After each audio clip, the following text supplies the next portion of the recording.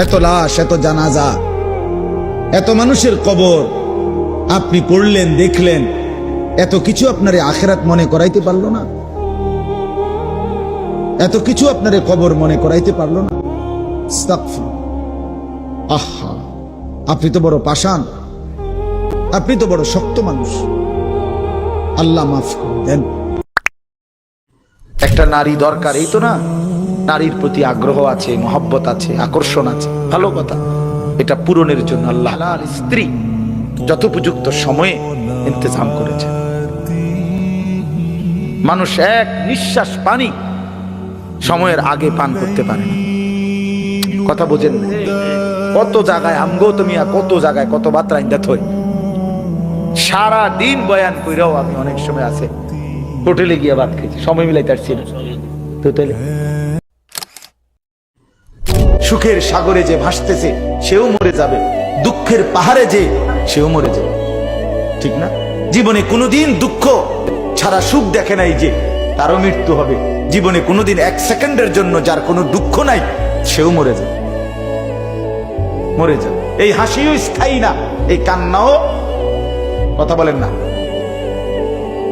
দুনিয়ার হাসি স্থায়ী, দুনিয়ার কান্না স্থায়ী, কোনোটাই স্থায়ী না। তোমার যৌবন স্থায়ী, কথা বলেন না কেন? না বন্ধু, না, মৃত্যু থামাই দিবে। তুমি মা বাপ, আত্মীয় স্বজন, ভাই বন্ধু, পাড়া পড়োশি, ফ্রেন্ড, বন্ধু, ধোকা ধোকা, এরা কেউ শেষ পর্যন্ত থাকবে না। তুমি আমি একাই, তুমি একাই। হয় তোমার বাবা আগে কবরে যাবে, অথবা তুমিও আগে কবরে যেতে পারো, দেখা হবে না। তোমার কবর তুমি একাই, তোমার একাই ফেরেশতার মুখোমুখি হইতে হবে, একাই হাসরের ময়দানে দাঁড়াইতে হবে। নওজোয়ান, তোমার মতো বয়সীও তো কত মানুষ কবরে আছে, আছে না? সে মরলো কেন ভাইয়া? বেকুব দেখে না? তুমি চালাক দেখে মরো না? না, সে বুঝে নাই দেখে মরে গেছে নাকি? তো মালিক দয়া করেছে বলেই তো আমি আর আপনি এখনো বেঁচে আছি। মালিকের সিদ্ধান্তের এক সেকেন্ড আর পৃথিবীতে আল্লাহর ফয়সালা চলে আসলে, মালাকুল মউত চলে আসলে, এরপর এক সেকেন্ড থাকার সুযোগ মিলবে তো? আমি অনুরোধ করছি বাপ, নওজোয়ান, তোমাদেরকে এই বন্ধু বললাম, তোমরা যারা সকাল থেকে রাত 2টা 3টা পর্যন্ত মোবাইলে উলঙ্গ ছবি দেখো, নর্তকীর নাচ দেখো, সারা পৃথিবীর নারীর ছবি দেখো, অচিরেই বিশ্বাস করো পবিত্র নারী পেতে তোমার জন্য কষ্ট হবে। মনে রাখো, এই ঋণ শোধ করতে হবে।